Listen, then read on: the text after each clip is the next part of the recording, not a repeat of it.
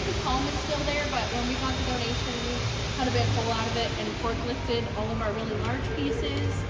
But each little area is based off of a memory of his and a photograph.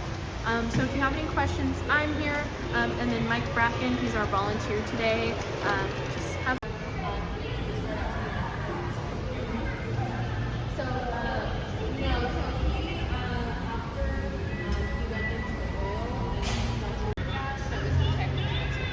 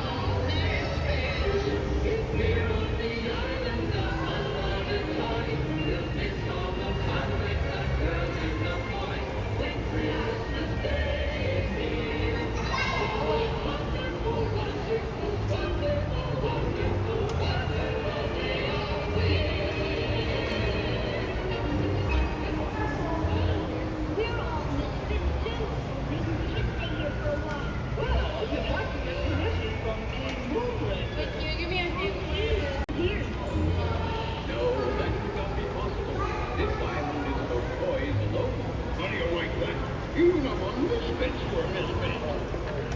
Unlike playthings, the living creature cannot hide himself on an island. But perhaps.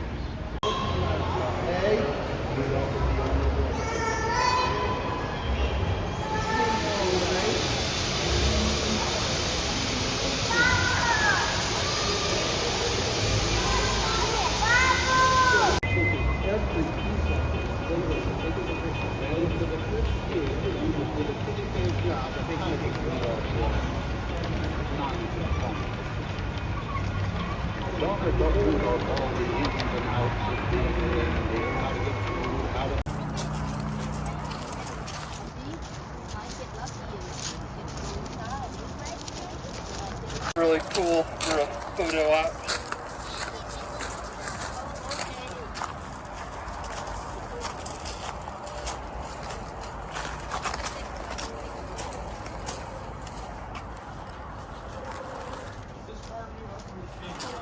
Got here probably around this time last year. And it's a old, what it was like to ride. First class to have running water and a toilet, separate drinking water. They would load at every station in your room.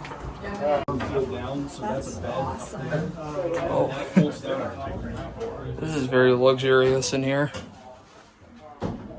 It's just supposed to be how it was back in the day.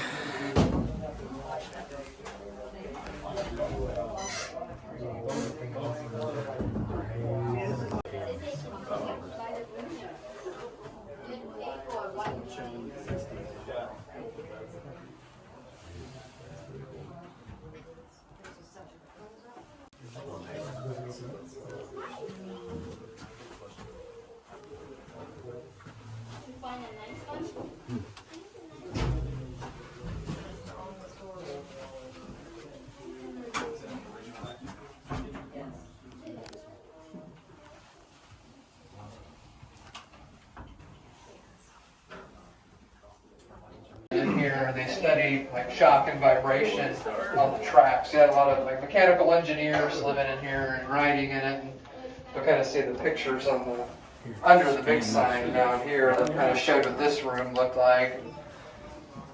And the big giant roof that'll cover everything.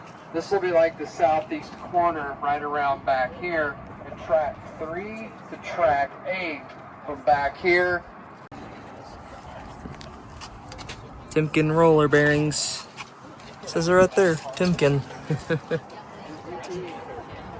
This is an old Amtrak dorm car named Pacific Gardens. Yep, it's just really cool to see these unique pieces.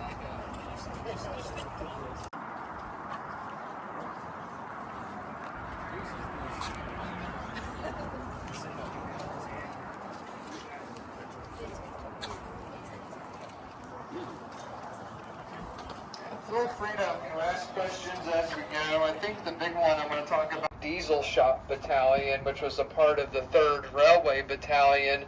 They were preparing to disembark from San Francisco, California, on their way overseas during the Second World War. Here, more fuel economic than steam locomotives. It's pulling some of our passenger trains and giving us publicity because it's shaving hours and hours and hours off the route because they're not stopping for water every hour like a steam locomotive. If anybody did want, we'll pause at this one. It's one of my favorites. It's a big, it's pulling passenger trains in the early to mid 40s. But about 5 years into this one's service life, usually you probably use this about 32. This is the shot I wanted. Absolutely gorgeous. This was sent to be scrapped in St. Louis, but got donated to the State Fair of Texas in 1964. This is missing its valve gear that connects to here, and the rest of both of its drivers. And now let's go see the big boy. Just like the ones I saw in Nebraska the other day. Oh, did y'all see a little bit of everybody? walk around on both sides of these. I'll give you more detail. Could move the weight that big boy could move, but the Challenger couldn't move it through the mountains. So they needed something larger, and that's how they ended up with this, where it could move a 7 million pound train through the mountains unassisted in Utah and Wyoming. Oh man, this thing has, the boiler has busted holes in it. Pretty sad for this engine, especially since it's in this rough condition. And the same for this engine right here, the Centennial diesel. Passenger service since like the 1870s and 80s, but it wasn't really until the 1920s that you had powerful enough locomotives to move a heavy freight train that fast. And this had that dual moving. That fire's still boiling water while it's parked for 3 days because they have to keep it going. And I asked Ed Dickens, the engineer and leader of that project, the one who drives it, he told me it's 24 hours if you let it get to cold to heat it back up. So I use the stove analogy. It's like 7 to 10 boil while it operates, but it's on simmer mode while it's parked, just because it would take forever to get it heated back up. And you could probably get about this. There's the bearing plate is somewhere underneath there. Where active freight trains are going on the track right behind it. Motors in Chicago. Essentially, Big Boy and this big diesel are 2 steam locomotives and 2 diesel electric locomotives. Oh man, we can't go in it. 133-foot frame and a 98.5-foot frame over here to get the world's largest technology. Pretty lucky. You have to go to like Omaha, Nebraska, or St. Louis, or Frisco, Texas, are the only 3 places because there's something big boys that can drag to have one of these.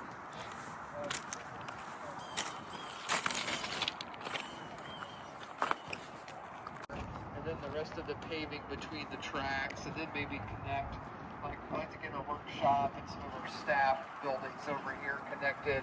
And I don't know what we're going to do, honestly, for admitting people, if we can get like some kind of construction site, you know, mobile home kind of trailer over here, so when we park.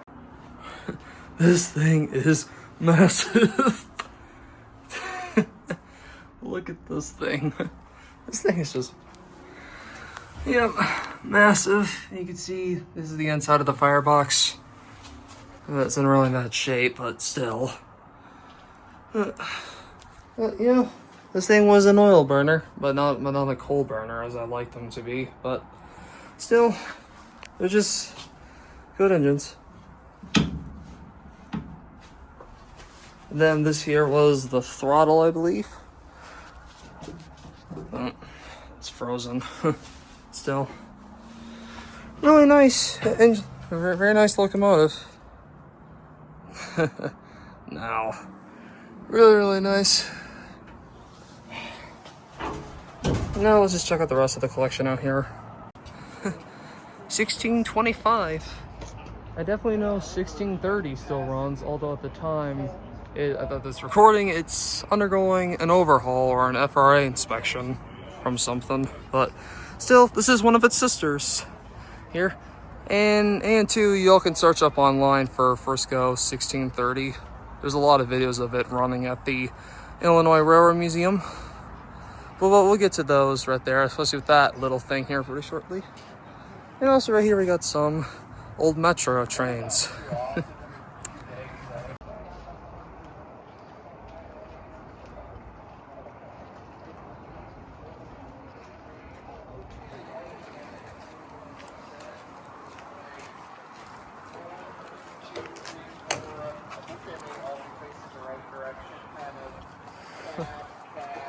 Oh, we got some restoration projects still going on, including with that locomotive over there.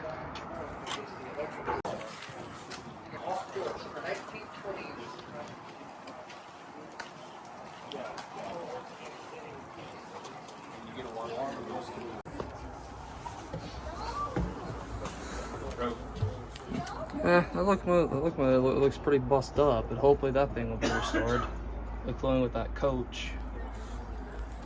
Yeah, that's their oldest car in front of it. It's a 19.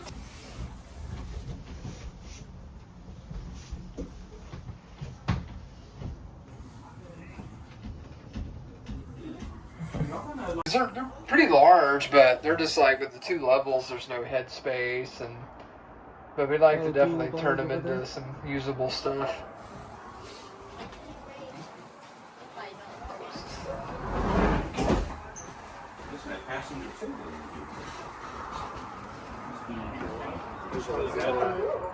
Train wrecks because it's not held in place and your axle falls out.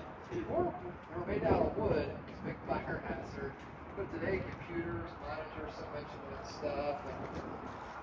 And it's like everything, I guess, technology. Yeah, got the Doodle Bug, and you got an RDC Bud car right here. So that works good. Diesel to check out and drive it around out here.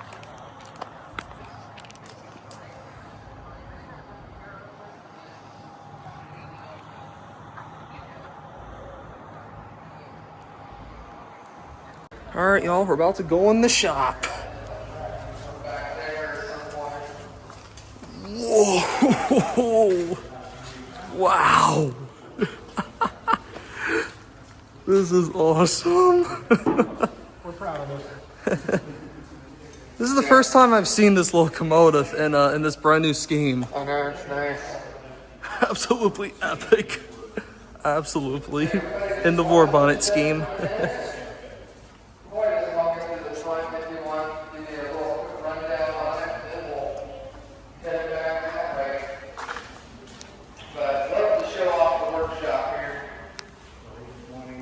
Yeah. It's good. It's a good little repainting this locomotive number. Now this is one of their new things. Their air trains right here from that airport that they got recently. And you got some rail speeders. In a way, that's starting to kind of eat away from the road. I see a chief right back there. And that's so that if y'all can see.